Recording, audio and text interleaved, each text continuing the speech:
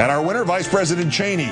Seymour Hersh is reporting, sometimes seems way out there, but usually he winds up having actually understated reality. So let's just keep this in the probably file for now. He told the Campus Progress Journalism Conference that in a meeting in the Vice President's office, members of the administration sat around brainstorming ideas to provoke a war with Iran. Quote, the one that interested me the most was, why don't we in our shipyard, build 4 or 5 boats that look like Iranian PT boats, put Navy SEALs on them with a lot of arms, and the next time one of our boats goes to the Straits of Hormuz, start a shoot-up. Might cost some lives, and it was rejected because you can't have Americans killing Americans. That's the level of stuff we're talking about. Provocation, but that was rejected. Can you see this happening in Cheney's office? Sure you can. Can you see Cheney getting all happy and worked up and almost smiling? Sure you can. Can you see when they get to the part about Americans being killed and you can't do that, and he just stares at them all and says, so? Vice President Dick Cheney, today's worst person in the world.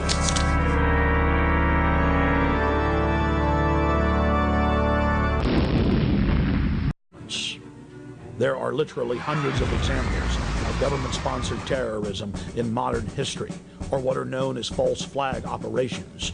We're going to start by looking at just 5 past examples. Then we'll look at several modern cases. What is a false flag? The encyclopedia definition reads, false flag operations are covert operations conducted by governments, corporations, or by other organizations which are designed to appear as if they were carried out by other entities. The name is derived from the military concept of flying false colors, that is, flying the flag of a country other than your own. There are many variants of false flag operations, but one of the most popular carried out by governments is to stage a terror attack or horrible criminal incident and then blame it on your political enemies. There's a bit at the end of this latest article that you wrote that I found actually most interesting in the article. It hasn't got that much attention, but I want to get your take on this. And this relates to a story or an incident that happened a couple of months ago. Many of you remember it. It was in the Strait of Hormuz. There was an incident where an American carrier almost blew a couple of Iranian speedboats out of the water and perhaps would have started the next war, a war against Iran, or potentially a World War III. And it was averted, thankfully, at the last second. We later learned that there was really nothing to be terribly concerned about. The incident was overblown, and that there was a vice admiral in charge of the fleet in the Strait of Hormuz who said basically there was no concern there, that it was overblown. Well, yeah, the second part basically, he was concerned, but it wasn't. It was overblown. We were never threatened. We were never threatened, and you talk about this vice admiral's name is Kevin Cosgriff, and in your article you write, nonetheless, Cosgriff's demeanor angered Cheney, according to the former senior intelligence official. But a lesson was learned in the incident. The public had supported the idea of retaliation and was even asking why the U.S. didn't do more. The former official said that a few weeks later a meeting took place in the vice president's office. Quote, the subject was how to create a casus belli between Tehran and Washington, he said. What you're writing there is that Cheney, there was a meeting in the White House where Cheney presided over, looking to cook up the next war, a false war based on false intelligence. My oldest son is a lawyer, and when I sent him the story before it was published, basically in a final form, just a day, and he wrote back and he said, you really buried the lead in this one, about casus belli. How many press are here?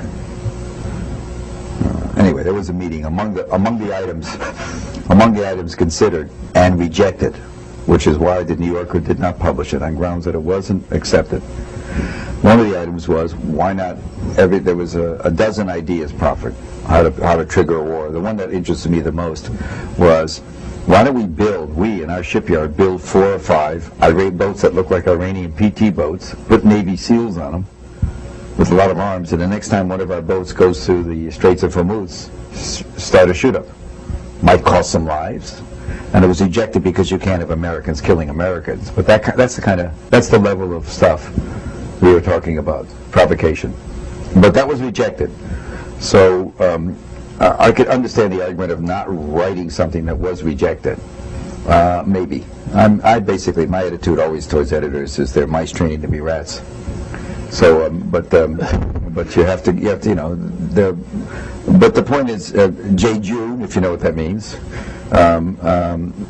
silly, maybe, but potentially very lethal, because one of the things they learned in the incident was the American public, if you get the right incident, the American public will support, you know, bang, bang, kiss, kiss, you know, we're into it. And the public, although that was the other side that had issue that was important, what happened in the Gulf, in the Straits in early January, the president was just about to go to the Middle East for a visit. So it was all, that was one reason they wanted to gin it up, get it going. Look, is it high school? Yeah. Are we playing high school with, you know, 5,000 nuclear warheads in our arsenal? Yeah, we are. We're playing, you know, who's the first guy to run off the highway with us in a... Well, basically, we are doing a presentation. It's a story of hope, expectation, motivation, and disposition of what the human spirit can do in a moment of despair. I worked in the building for 20 years. I was the person in charge of all the stairwells of the North Tower. And on 9/11, I had the only master key that opened the doors that rescue people. This is the master key. They call it the key of hope. And basically, I was a janitor. Like I said, on that day, there was an explosion on the basement, and this is prior to the building got hit by the plane. And then the plane hit, and then there was a series of explosions afterwards. And a person comes running into the office saying, explosion, explosion, explosion. His skin was pulled all from his armpits all the way to the top of the fingertips, and pieces missing off his face, and then it was total chaos. I started putting people outside the building and went back inside 3 times, basically rescuing people from the basement. And then at the third time, I just went with the master key and I started opening the doors for the fire department so they could actually help people to escape from the stairwells. At the very last moment, there was a person on a wheelchair that needed to be basically given first aid. As I brought him down, the building started to collapse. Actually, I got him to the lobby. When I put him on the lobby, I went to set up an ambulance, and the building started to collapse. And I saw a fire truck, and I sleep right under the fire truck, and the building basically buried me. And I survived under the rubble. Everybody else died. Oh, my God. I don't even really know where to go after that. It's a very emotional event, but after 9/11, I became an activist, a leader for the victims. I created the Hispanic Victims Group and the Victim Support Group, and basically and I said, okay, I'm going to be late. I made it at 8:30 in the morning, 8:30. And I went straight to the basement, number 1 of the tower. The building has 6 sub-levels of basement, B1, B2, all the way down to B6. Our support office for American Building Maintenance, that was the company that I worked for, was located on B1.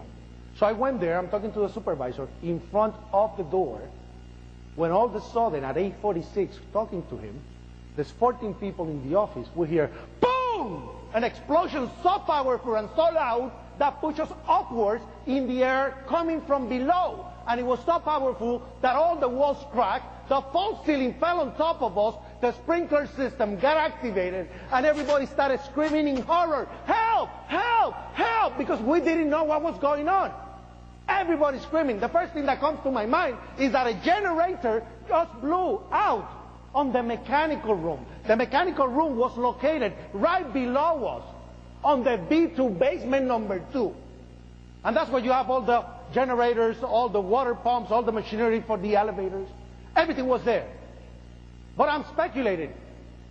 I'm speculating. I'm saying it's a generator to myself. Not that it ever was a generator, because I never know what it was. I never find out what it was.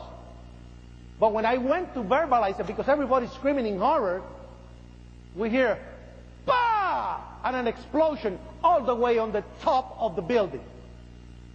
And that was the plane hitting the top. 2 different events, separated by almost 7 seconds. Different events.